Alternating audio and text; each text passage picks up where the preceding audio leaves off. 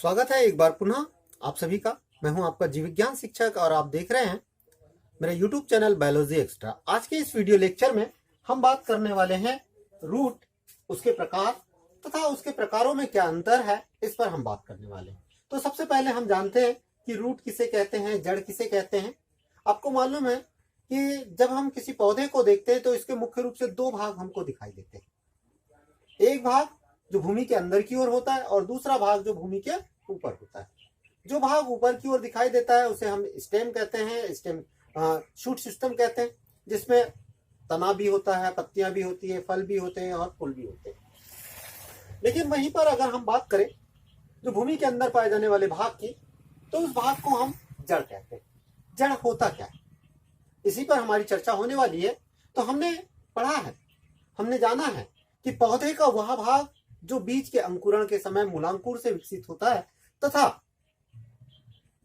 प्रकाश के विपरीत भूमि के अंदर की ओर तथा जल की ओर गति करता है, गमन करता है, जड़ कहलाता है।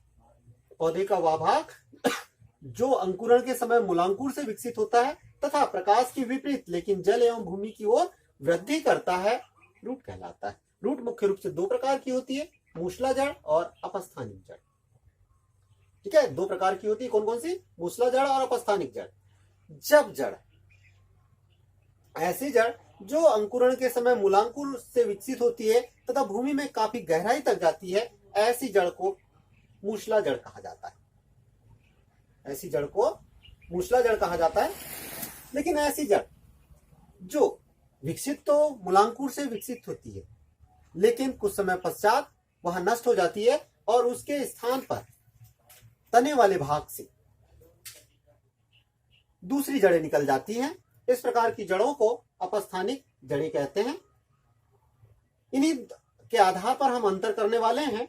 अंतर करने से पहले मैं यहाँ पर दो चीजें की बात करूंगा। यहाँ पर मैंने आपको दिखाने के लिए, आप देख रहे होंगे यहाँ मूली है और मूली में अगर आप देखें तो यहाँ पर आप देख रहे हैं कि यहाँ पर एक जो जड़ है वह अंदर भूमि के अंदर की ओर जाती हुई दिखाई देती है। ठीक है, और इस जड़ से बहुत सारी जो है अन्य शाखाएं भी निकलती है। जैसे आप ये देख रहे होंगे, इस शाखा को देख रहे होंगे, तो ऐसी बहुत सारी इसमें से शाखाएं निकलती है और ये शाखाएं पूरे ये जड़ और इनकी जो शाखाएं हैं परस्पर मिलकर एक सिस्टम का फॉर्मेशन करती है, जिसको कि रूट सिस्टम कहा जाता है। और ये जो जड़ है, ये कौन सी जड़ है? मूसला जड़ है।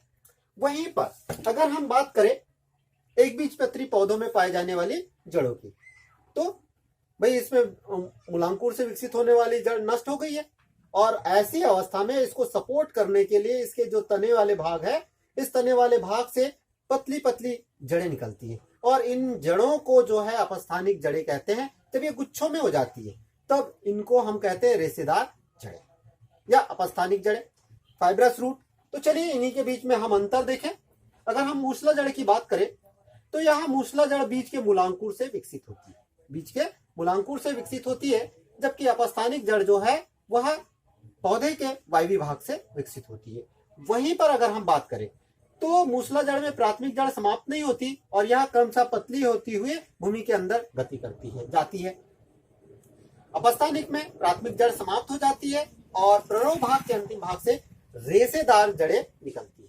तीसरा अंतर देखें, मूसला जड़ भूमि के काफी गहराई तक जाती है, जबकि अपस्थानिक जड़ जो है यह भूमि के गहराई तक ना जाकर केवल ऊपरी भाग पर पाई जाती है। चौथा अंतर देखें, मूसला जड़ प्राथमिक जड़ से, मूसला जड़ में की विशेषता देखें कि प्राथमिक जड़ से अनेक शाखाएं निकलती है, जबकि अपस्थानिक जड़ों में होता क्या है भाई, प्राथमिक जड़ तो समाप्त हो जाती है, इस कारण से शाखाएं निकलने का सवाल पैदा नहीं होता है।